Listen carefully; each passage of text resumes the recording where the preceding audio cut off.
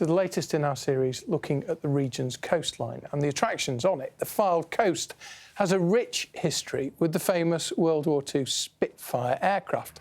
Stand by for a bit of magic. Look at that. How do they do that? There's a Spitfire visitor centre, you know, at Blackpool Airport. It was started by volunteers 15 years ago. With just one photograph. Since then, the collection has grown so much that they're now looking to expand. With the latest in his series on the coast, here's Ed Hanson.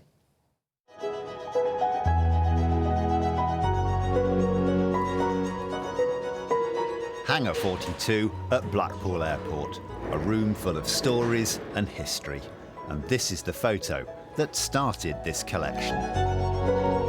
So from hundreds of files, I pulled one out and a picture fell on the floor.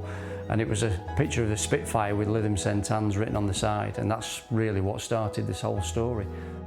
He discovered the Spitfire was adopted by Lytham St Anne's as part of the government's Wings for Victory campaign, where towns raised money and adopted aircraft for the war effort.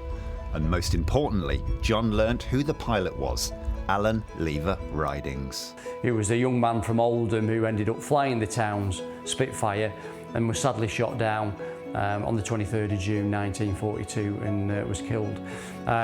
So from that we decided to build a memorial to the residents of Lytham St Anne's and to Alan Lever Ridings, which is now has pride of place at Fairhaven Lake on the coast in Lytham St Anne's.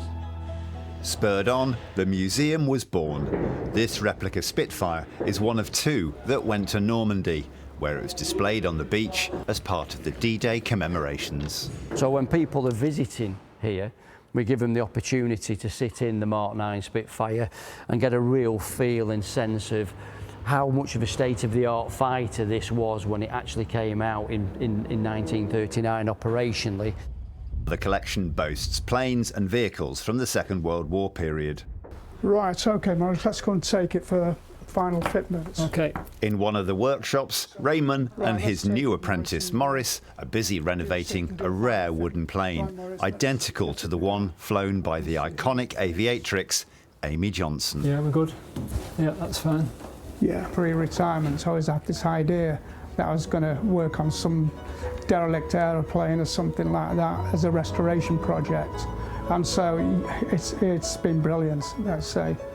It's a privilege, in fact, to have this opportunity, because these are very rare these days to get aircraft that you know, from the Second World War era, and you have the ability to actually restore these aircraft. Amy's family owned an ice packing business in Fleetwood, and her last fateful flight in the Airspeed Oxford started on the runway here at Blackpool in 1941. If we can bring people in and tell the story of Amy Johnson, and they have the aircraft here to replicate that flight, it's an opportunity for us. It's also a privilege for us to do this work.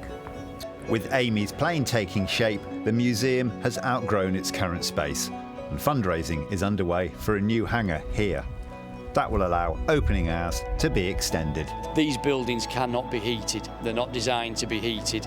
So a modern building, an insulated building, will allow us to stay open through the whole of the year as opposed to 8 months of the year, and more importantly will give us a warmer environment and a safer environment to restore and maintain the vehicles and the collection that we have at the moment. The team of volunteers hope the hangar will be complete next year, along with the tribute to Amy Johnson. Ed Hanson, BBC North West Tonight, Blackpool.